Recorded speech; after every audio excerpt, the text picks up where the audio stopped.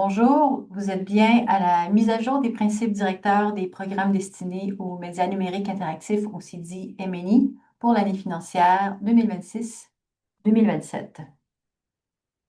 Donc, je suis Monica Perazzo, je suis analyste dans l'équipe qui analyse les demandes de financement en médias numériques interactifs.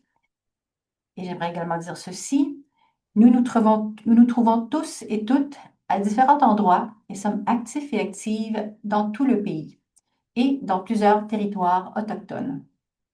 Nous reconnaissons les peuples autochtones comme les gardiens originels des terres et des eaux sur lesquelles nous nous réunissons et nous travaillons, vivons et créons, et sur lesquels nous écoutons, regardons et expérimentons de façon immersive et interactive les merveilleuses histoires issues de notre industrie audiovisuelle.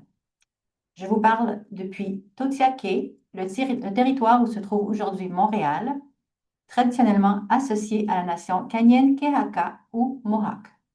Cette région est depuis des millénaires un lieu de rencontre pour plusieurs nations autochtones et porte encore aujourd'hui cet esprit de rassemblement. Donc, à partir de maintenant, je vais vous faire part des modifications qui ont été apportées à tous nos programmes en médias numériques interactifs et à la fin, il y aura une période de questions. Pour les questions, il y a un module Q&A dans lequel vous pouvez écrire vos questions et on pourra les modérer par la suite. Et si vous préférez ou nécessaire, vous pouvez aussi poser vos questions verbalement et ça me fera grand plaisir de répondre en fin de présentation. J'aimerais également vous faire part de cet avis qui dit que tout ce qui est écrit, donc les principes directeurs qui sont publiés sur le site du FMC, ont préséance sur ce qui sera dit aujourd'hui dans cette présentation. Maintenant, vous avez devant vous le budget du FMC pour cette année financière. C'est en millions. Ce que vous voyez en haut, le 362 560 000, ça, c'est le budget en entier de tout le FMC pour cette année financière qui est distribué à travers différents programmes pour cette année pour toute l'industrie audiovisuelle. Aujourd'hui, moi, je parle strictement des médias numériques interactifs. Dans le tableau, c'est divisé anglais-français, c'est pour ça qu'il y a une division, mais on parle en gros d'environ 57 millions à investir dans notre industrie cette année, ce qui est beaucoup majoré comparé à ce qu'on avait les années précédentes. Et nous avons bien vu toutes les célébrations sur les médias sociaux en lien avec cette augmentation cette année. Donc, je commence avec le programme pour les projets commerciaux. À partir de maintenant, pour un projet pilote, nous allons diviser ce programme en deux volets. On garde le volet principal, qui est le volet que nous connaissons bien, dans lequel on analyse chaque projet avec une grille d'évaluation qui est publiée dans les principes directeurs. Et il y a maintenant un nouveau volet. Ce nouveau volet, investissement de tiers, aura donc des projets qui seront assortis d'un plan de financement confirmé qui comprendront au moins 25 d'investissement de tiers, donc indépendant de la société requérante. Et ce volet bénéficiera d'un système premier arrivé, premier servi pour le financement. Je vous donne tout de suite plus de détails. Donc, les exigences minimales pour ce nouveau volet, c'est que le plan de financement doit être entièrement confirmé, sauf bien entendu la partie du FMC qui sera confirmée, mais pour le reste, on doit recevoir toutes les ententes de financement bien détaillées, signées, tout, qui confirment donc en dollars tous les montants nécessaires pour le projet en question. Au moins 25 du financement de la structure au complet doit provenir d'engagements en espèces de tiers de bonne foi. Ce que ça veut dire, c'est que ça doit venir donc d'une partie qui n'est pas du tout liée à la société requérante, donc externe. Il peut s'agir d'une combinaison de financement public, privé. Le financement à la source peut venir du Canada ou de l'extérieur du Canada. Aussi, les devis doivent être supérieurs à 750 000 Et particulièrement pour ce volet, le FMC ne peut représenter plus de 49 du devis. Donc, on fait bien attention parce qu'on est habitué dans nos programmes sélectifs que le FMC peut aller jusqu'à 75 du devis. Ici, c'est maximum 49 qui peut être demandé du FMC. Donc, le reste doit vraiment provenir de parties tierces, au moins 25 ou plus. Et le studio, bien entendu, la compagnie requérante peut aussi apporter ses fonds. Donc, pour le processus de décision, donc, comme j'ai indiqué, c'est un principe de premier arrivé, premier servi, pardon, jusqu'à épuisement des fonds. On a un mécanisme si jamais on a une demande excédentaire importante pour la distribution de ces fonds. Et à ce moment-là, nous utiliserons un classement qui sera en fonction du pourcentage de contributions provenant de tiers. Donc, nous allons regarder ce qu'on dit, le minimum de 25 %. Donc, si ce pourcentage est plus élevé, donc 30 35 donc ces projets-là auront une préférence parce que ce pourcentage-là sera donc plus élevé que d'autres. Donc, c'est comme ça qu'on fera la distribution et la sélection.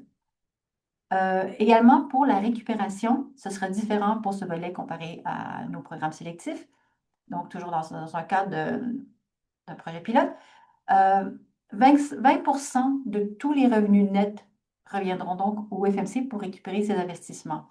Et ça sera selon une position préférentielle aux côtés de tout autre investisseur prioritaire. Ça veut dire donc le FMC doit recevoir sa part au même niveau que les autres, jamais en deuxième. C'est ce que ça veut dire. Revenu net, donc dans ce cas-ci, on parle de tous les revenus générés par l'exploitation du projet après la déduction des droits exigés par la plateforme seulement. Donc, on prend un cas concret, on parle maintenant d'un jeu PC sur Steam. Steam prendrait 30 La différence, c'est à ce moment-là qu'on calcule le 20 qui reviendrait au FMC.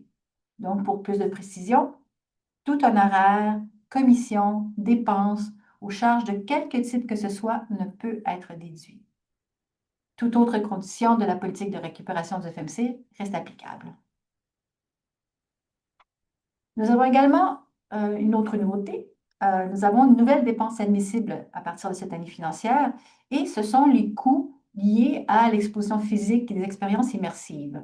Donc, à partir de maintenant, nous pouvons accepter tous les coûts qui sont liés au matériel qui accompagne dans la partie numérique. On insiste par contre que la production de contenu numérique doit toutefois être la composante principale du projet. Donc, en tout premier lieu, on demeure dans du média numérique interactif et la partie donc matérielle est secondaire. En prototypage, ces dépenses-là vont être acceptées pour les tests, que ce soit des tests de développement ou d'usage. Et pour les programmes de production, on va calculer jusqu'à 20 maximum du devis pour ce type de dépenses. Donc, on revient à principalement numérique. Programme sélectif, maintenant, on change la façon d'évaluer les projets pour les points que nous donnons pour tout ce qui est parité et diversité. Donc, à partir de maintenant, ces points seront fondés sur la propriété et le contrôle majoritaire de la société requérante et du projet au lieu du personnel clé.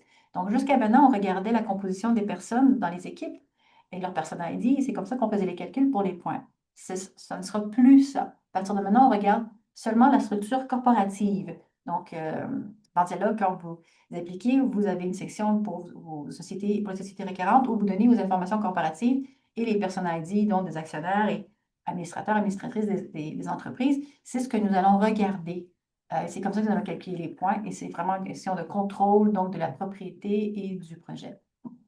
Ces modifications sont applicables pour prototypage, innovation, expérimentation, projets commerciaux, volet principal.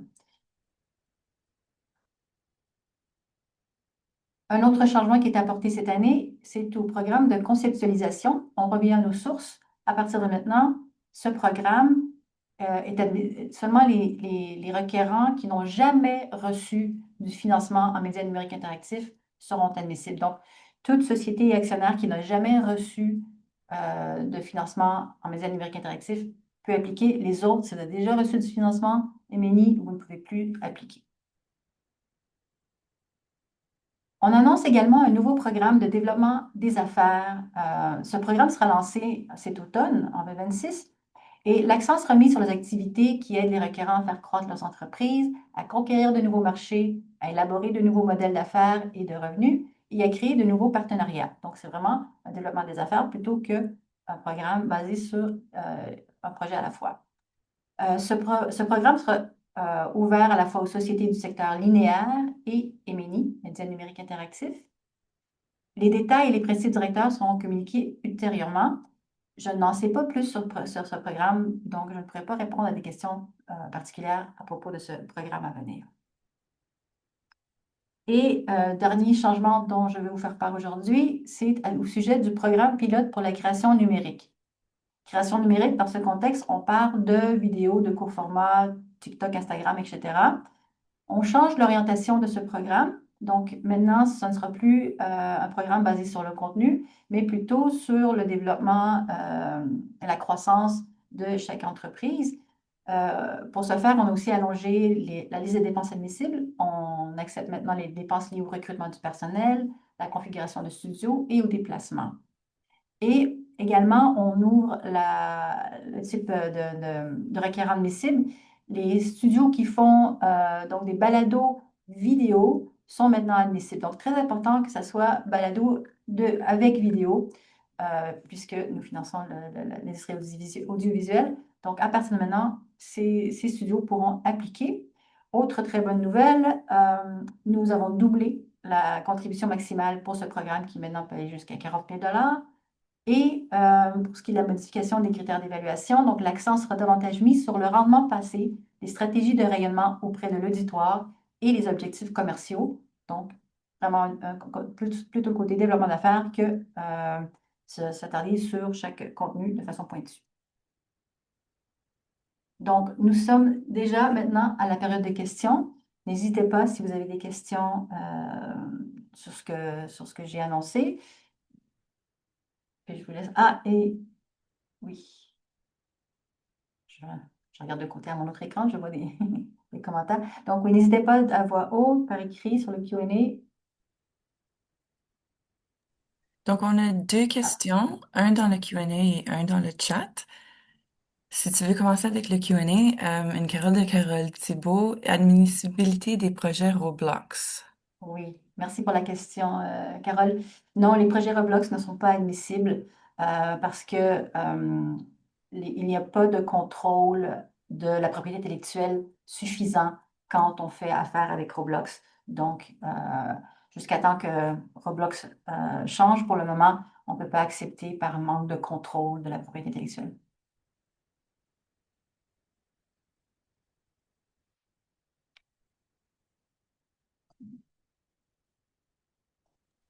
Donc, l'autre question dans le chat, c'était sur l'enveloppe totale en commercialisation, quel pourcentage est alloué au nouveau programme de tiers? Merci pour la question. J'ai malheureusement pas mémorisé le pourcentage, donc je ne pourrais pas vous dire. On peut le voir sur le site du FMC, là, l'information qui est dans le tableau vous permettrait peut-être d'avoir une idée, mais contactez-nous via l'équipe de coordination si vous voulez avoir la réponse, mais je ne l'ai pas comme ça de vive voix, de mémoire. Donc, on a deux mains levées qui aimeraient demander leur question à haute voix. Je vais céder la parole à Léo. D'accord. Bonjour, est-ce qu'on m'entend? Oui, je vous entends. Parfait. Alors plus tôt, dans les premières slides, vous avez parlé que le plan de financement doit être entièrement confirmé avec le financement du FMC ne peut représenter que 49% du devis, que le reste doit venir des fonds personnels ou d'un tiers, j'imagine un publisher. Oui. Hum, Est-ce que ceci s'applique à une étape quelque conceptualisation où il n'y a essentiellement pas vraiment une base sur laquelle aller chercher un publisher encore ou autre chose? Est-ce que ça s'applique à conceptualisation, prototypage et toutes les... Non. Non, ça s'applique D'accord, seulement, ça s'applique seulement au nouveau volet. C'est pour ça que je suis allée en détail dans les parfait. explications. C'est le nouveau volet qui fonctionne comme ça, le premier arrivé, premier servi. Alors que tout ce qui est sélectif continue de fonctionner comme avant. Parfait. Merci beaucoup. Ça fait plaisir. Donc, on a une question dans le Q&A. Malgré l'obtention de l'enveloppe distributeur française, est-il possible d'utiliser l'accès parallèle? Est-ce que la date de dépôt 14 avril est la même pour l'accès parallèle? Le montant de 350 000 doit-il être attribué à un seul projet ou peut-il être réparti entre plusieurs projets? Si oui, quel est le montant maximal pouvant être accordé à un projet? Euh, je ne suis pas certaine de suivre cette question. Est-ce on parle toujours de MNI ou on parle de linéaire, Martine? Je sais- Parce que Ouais, j'avais pas l'impression que ça s'adresse à aux médias numériques interactifs. Linéaire, elle est Ouais, linéaire, dans... c'est ça. Donc, non, malheureusement, je ne peux pas vous répondre sur une question dans les programmes linéaires. Je suis vraiment spécialisée en médias numériques interactifs, mais n'hésitez pas de contacter la coordination. Il y aura aussi d'autres séances hein, pour le linéaire. Euh, donc là, on a une autre question à haute voix. Je vais céder la parole à Philippe. D'accord, merci.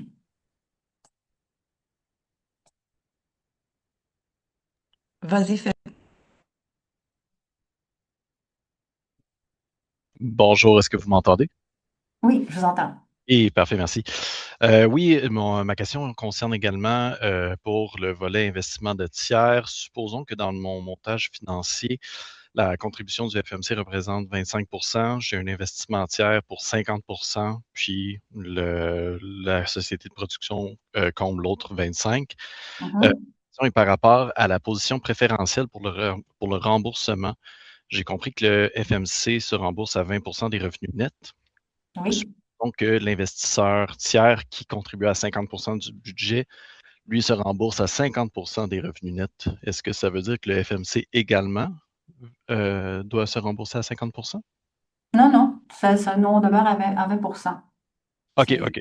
Bon, j'avais compris par préférentiel que le FMC devait avoir les mêmes conditions. Non, mais ce que ça veut dire, c'est que le FMC ne peut pas être payé en deuxième lieu. OK, Donc, c'est je pas comprends. à égalité des autres investisseurs. Parfait, merci. Ça fait plaisir. Donc, on a une autre question dans le Q&A. Comment un projet est déterminé comme français ou anglais dans le budget du FMC?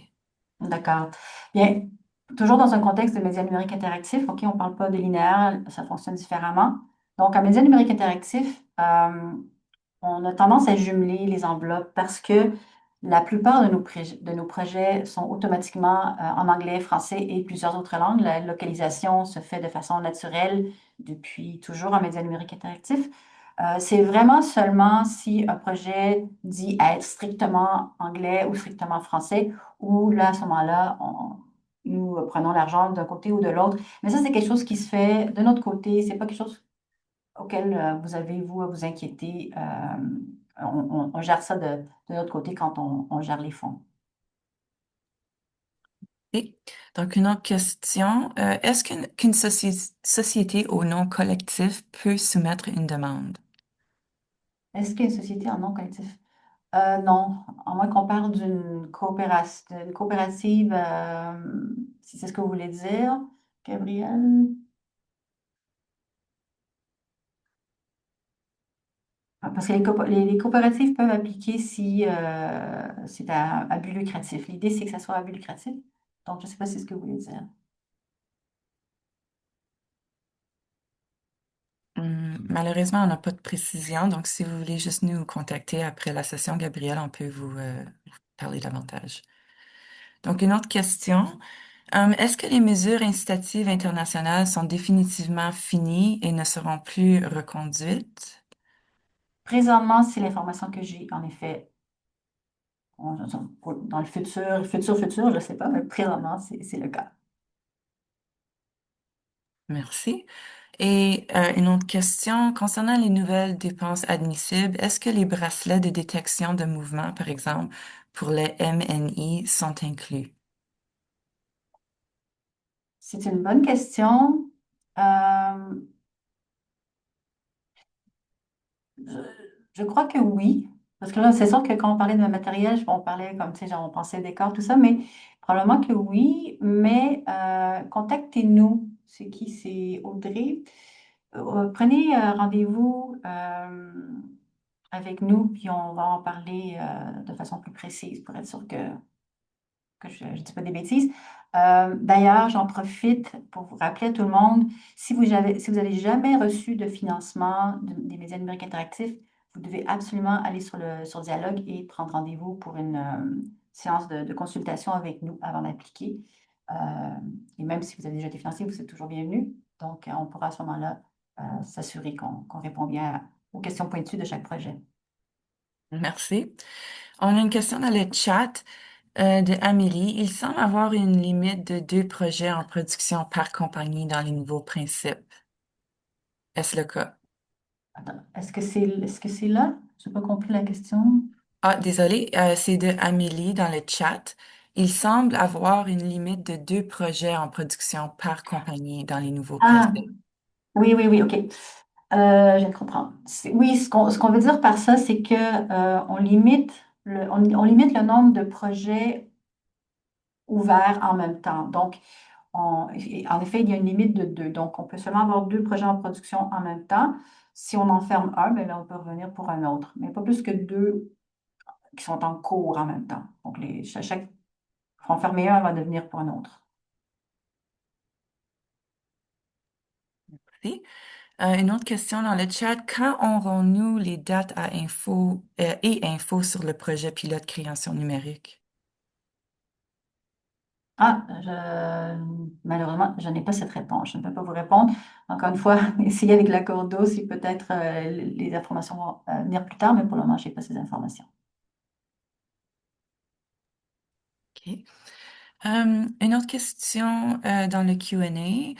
Est-ce que le développement d'outils, engines, middleware pour supporter le développement et la production au sein PME dans le secteur pourrait être admissible?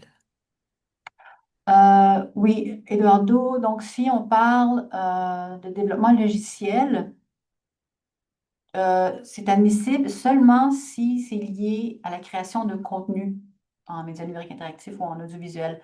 Donc, si c'est des développements logiciels pour l'industrie, oui. Et aussi, ça doit être quelque chose qui est vraiment pas pour vendre vos services non plus. Donc, c'est vraiment strictement, par exemple, si on faisait un nouveau Maya pour le 3D, ça serait admissible. Merci. On a 2 autres questions d'admissibilité. La première de Eduardo, il voulait savoir si les projets Fortnite UEFN sont admissibles. Euh, je ne s- moi, je ne suis pas au courant de ce qu'on peut dire par l'acronyme UEFN, mais si c'est du contenu pour Fortnite, je dirais non. Ce serait probablement quelque chose de semblable à Roblox. Vous pouvez toujours nous contacter là, si vous posez des questions, mais c'est probablement pas quelque chose sur lequel on a un contrôle de propriété intellectuelle suffisant pour qu'on puisse dire oui. Et puis l'autre question de Sébastien, il se demande si, concernant le programme de conception, un balado tiré d'une série web diffusée sur YouTube est-elle admissible? Euh, pour conceptualisation, j'imagine, c'est ce qu'on veut dire. L'autre, j'arrive pas vraiment à voir de quoi on parle, mais pour conceptualisation, là, les balados-diffusion vidéo ne seront pas admissibles. Il y a vraiment un programme spécifique pour ça, mais ça ne viendrait pas dans le reste des programmes MNI. Merci. Puis on a une dernière question dans le chat. Si les documents d'un applicant au programme de conceptualisation sont remis dès la date d'ouverture, le 16 juin, et en vient à être approuvé, combien de temps, quelle date, avant que la compagnie reçoive son financement? Ah, mais ce qui peut occasionner des délais, c'est la demande, dans le sens où si on a beaucoup de projets qui appliquent en même temps, ben là, on doit faire le processus pour la gestion de ces fonds. Donc, c'est ça qui peut créer des délais par la suite. Quand on passe au contrat, ben là, ça dépend plus de vous, comment vous répondez à la vérification diligente. Mais une fois le contrat en place, de notre côté, ça se fait très rapidement. Les fonds peuvent être dans votre compte à l'intérieur d'une semaine. Mais je ne peux pas vous donner de réponse plus précise que ça parce qu'il y a trop de variables qui dépendent de choses qu'on ne peut pas contrôler présentement. Merci. Une autre question dans le Q&A, est-ce qu'on peut soumettre en parallèle une demande au volet expérimental et au nouveau pilote tiers? Par exemple, si un nouveau financier est confirmé alors que notre demande au volet expérimental est évaluée par le jury, ce qui rendrait le projet éligible au nouveau programme tiers.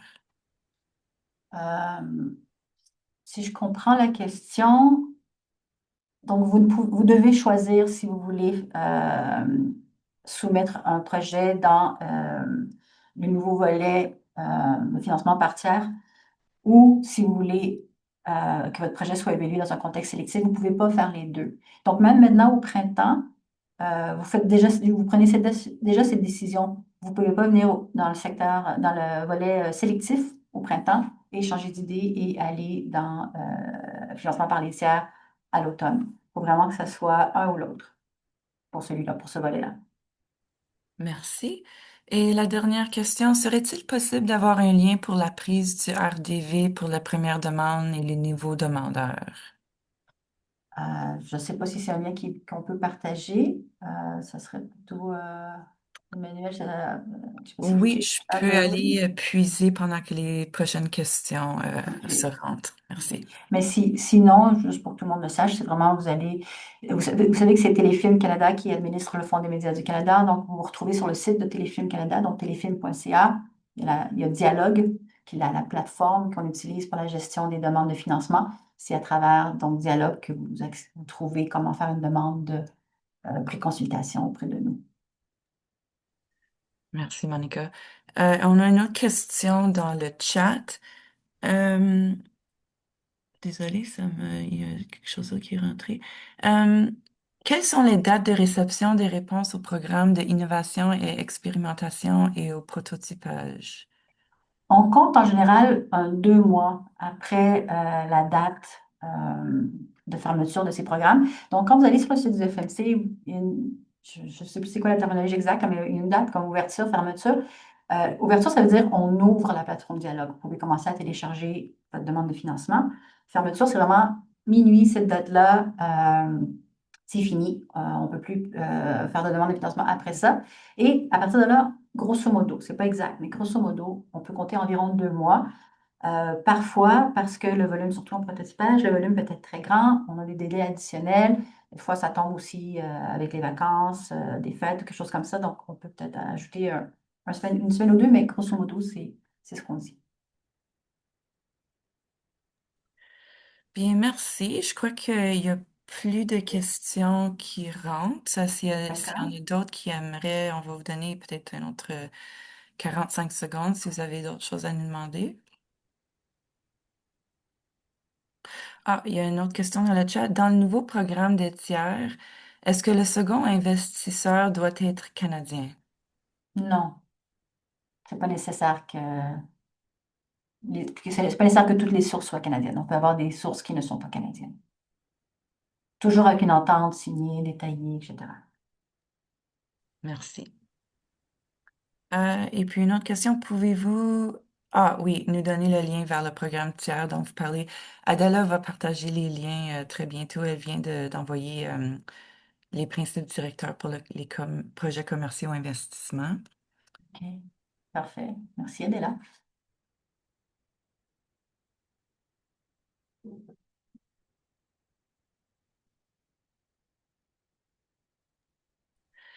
Bien, s'il n'y a pas d'autres questions, je crois que Monica, tu peux dire au revoir à tout le monde. Parfait. Alors, juste un petit rappel qu'il y a aussi d'autres sessions d'information.